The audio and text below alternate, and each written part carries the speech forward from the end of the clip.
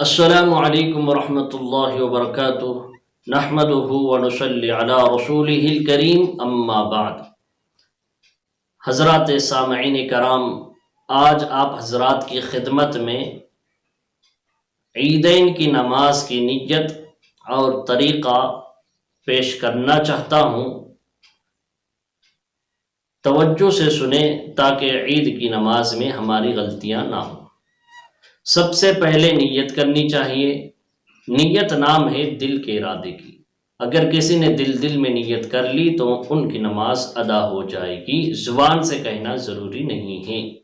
اگر کوئی زبان سے کہنا چاہتے ہیں تو اس طرح کہے: عیدالاضحی کی 2 رکعت واجب نماز 6 اضافی تکبیرات کے ساتھ اس امام کے پیچھے پڑھتا ہوں، رخ میرا کعبۃ اللہ کی طرف، واسطے اللہ کے، اللہ اکبر کہہ کر رکعت باندھے۔ یا دل میں کہہ لے کہ عید الاضحیٰ کی واجب نماز 6 اضافی تکبیرات کے ساتھ اس امام کے پیچھے پڑھ رہا ہوں۔ نماز کا طریقہ یہ ہے کہ سب سے پہلے اللہ اکبر کہہ کر رکعت باندھے، ثناء پڑھے۔